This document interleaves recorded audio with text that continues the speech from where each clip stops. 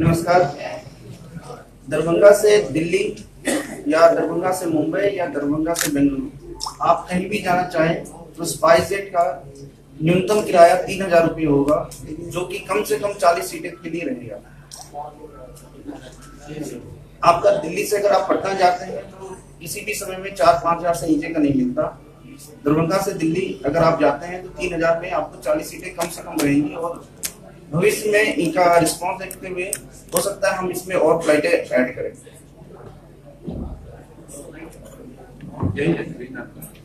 Normal fair से कम fair, काफी कम fair होगा, और इसमें एक और एडवांटेज होगा कि आपको कोई टैक्स नहीं देना होगा। गाड़ी से पटना में लग जाता है। जैसे आप दरभंगा से अगर पटना जाते हैं तो अगर आप अपना कैब करें तो कम से कम 4 से 5 हजार रुपये आपको देने होंगे आने जाने का, और इतने में आप दिल्ली पहुंच जाएंगे, उससे कम समय में पहुंचेंगे। एट द सेम टाइम आपका ये भी है कि जो आप दिल्ली से पटना जाते हैं या पटना से कहीं पे भी जाते हैं तो आपको टैक्स देना पड़ता है गवर्नमेंट का, जो कि इस एयरपोर्ट के लिए नहीं होगा। टैक्स नहीं है, आपकी ये मीटिंग के अकॉर्डिंग है, तो इस पे आपको कोई टैक्स नहीं देना होगा। जो आपको फेयर दिखेगा वेबसाइट पे वही आपका फुल एंड फाइनल फेयर होगा, उसमें कुछ नहीं लगेगा। एक बार फिर हम संपूर्ण मिथिलावासी के लिए धन्यवाद दें कि यहाँ सब रहता और स्पाइसजेट के तरफ से हम सबके आने वाला समय बहुत सुंदर हुआ है, यह कामना करें। धन्यवाद नवनीत जी। मैं नवनीत जी से निवेदन करूंगा कि स्पाइसजेट का एक मॉडल लैपटॉप है हमारे पास, संजय जी को गिफ्ट करें।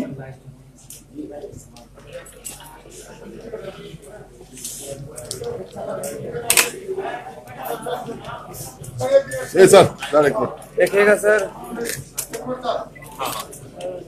देखिए इधर, इधर देखिए।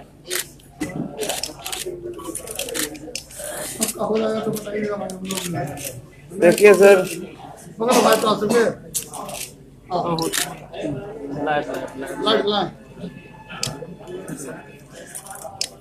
बिना लाइट का फ्लाइट थोड़ी होता है।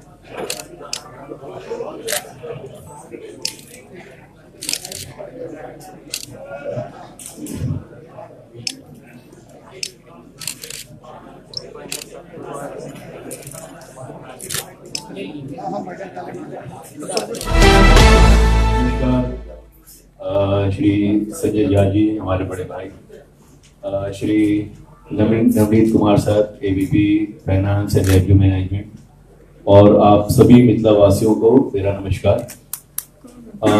जैसा कि संजय झा साहब ने बताया कि उड़ान स्कीम में बिहार से 2 एयरपोर्ट शॉर्टलिस्ट हुए थे, जिसकी बिडिंग हुई, शॉर्टलिस्ट हुए थे उड़ान स्कीम में, और स्पाइसजेट ने बिड किया दरभंगा एयरपोर्ट के लिए।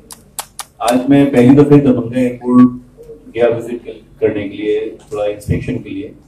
आने के पहले मन में बहुत सारी शंकाएं थी, कभी ये विश्वास नहीं हो पाता था कि इतना काम हो गया होगा। इसी की पूर्णिया में जैसा कि अभी संजय झा जी ने बताया कि पेपर पे भी ठीक से अभी फाइल नहीं मूव हुई है, तो उसी हिसाब से थोड़ा सा मन में ये था कि ये तो पता था कि दरभंगा में काम स्टार्ट हो गया है, बट क्या उसका प्रोग्रेस है, इसके बारे में हमेशा एक संशय रहता था, मन में शंका रहती थी कि पता नहीं इतना काम हुआ होगा नहीं हुआ होगा, हम मई से बुकिंग स्टार्ट कर पाएंगे कि नहीं कर पाएंगे, एक अगस्त के मंथ से यहाँ से फ्लाइट उड़ पाएगी कि नहीं उड़ पाएगी। बट आज एयरपोर्ट जाने के बाद और कमांडर साहब से हम लोग की मीटिंग हुई, बड़े भाई संजय जी साथ में थे,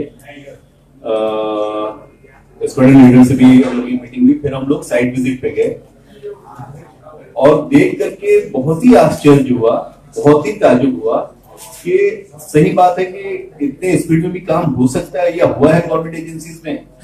दरभंगा एयरपोर्ट एक मिसाल होगा पूरे रीजन के लिए, जिस स्पेस में, जिस स्पेस में, जिस गति से काम हो रहा है वहां पे, ना सिर्फ कोटा केबिन बल्कि रनवे स्ट्रेथनिंग। रनवे, एक बात मैं आप लोगों को बताना चाहूंगा कि हम पटना में जो फ्लाइट ऑपरेट करते हैं वो 2 तरह की एयरक्राफ्ट आती है, बड़ी एयरक्राफ्ट।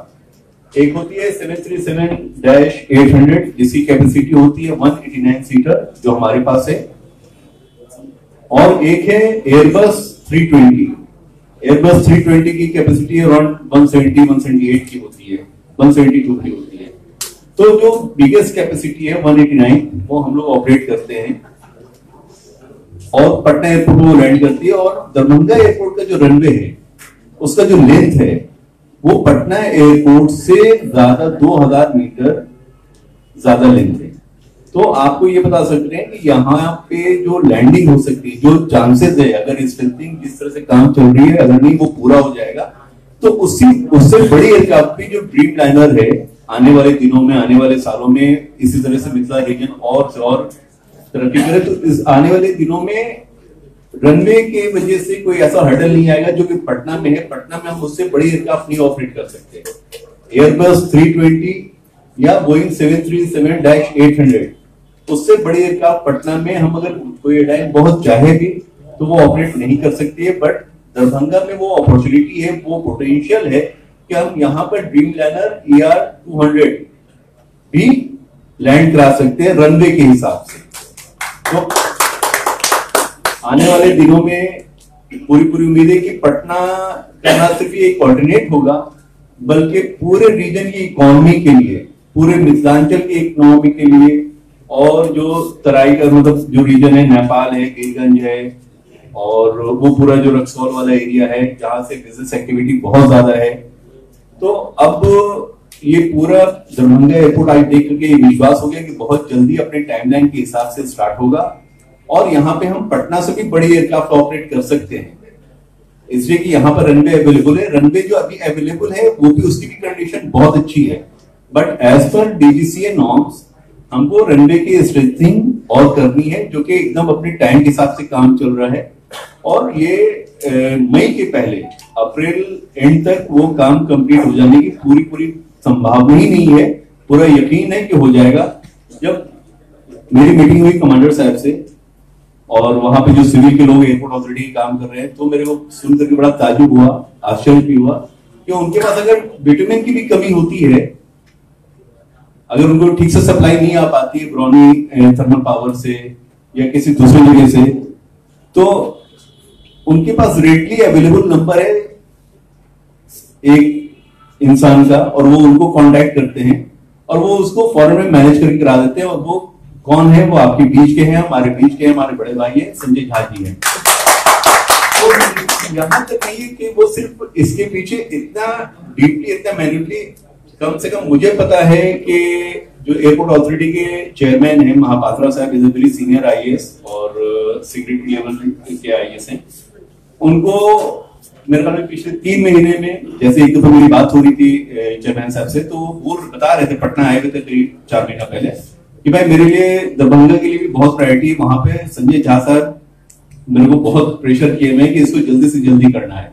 तो हर लेवल पे जाकर के मिथिला रीजन के लिए, हम सब के लिए, आप सब के लिए, हमारे बड़े भाई संजय झा साहब ये लगे हुए हैं कि जितना जल्दी हो सके उतना जल्दी एयरपोर्ट को स्टार्ट करना। और इन्हीं की कोशिश है कि इस टाइमलाइन से एयरपोर्ट स्टार्ट होएगा। अदरवाइज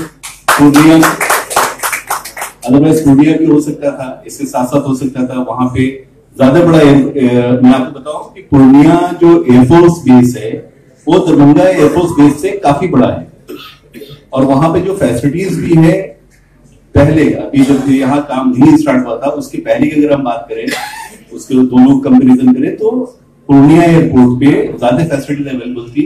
उसको पछाड़ते हुए हम दरभंगा काफी आगे निकल चुका है और दरभंगा से जब फ्लाइट ऑपरेशन स्टार्ट होगा उसके काफी बाद ही में फिर बिहार के किसी और एयरपोर्ट से लोग सोचेंगे फ्लाइट ऑपरेशन स्टार्ट कराने की।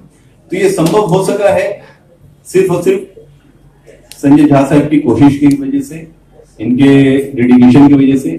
और मैंने किसी मतलब पब्लिक सर्वेंट में अपने क्षेत्र के लिए, अपने लोगों के लिए, अपने रीजन के लिए इतना लगाव नहीं देखा है जितना संजय झा साहब ने देखा है। इसलिए हमेशा जब भी बात करते हैं तो मिथिला की बात करते हैं, मिथिला वास्तु की बात करते हैं, मिथिला पेंटिंग की बात करते हैं, मखाने की बात करते हैं, ऑफकोर्स मछली की भी बात करते हैं। तो ये सब चीजें हैं। इन सब चीजों के साथ साथ आप लोगों का बहुत बहुत धन्यवाद और हमारी शुभकामनाएं हैं कि आप लोगों का सहयोग इसी तरह से मिलता रहे और हम जल्द से जल्द इस स्पाइस जेट का ऑपरेशन दरभंगा से शुरू करें as per the timeline. Thank you, thanks lot.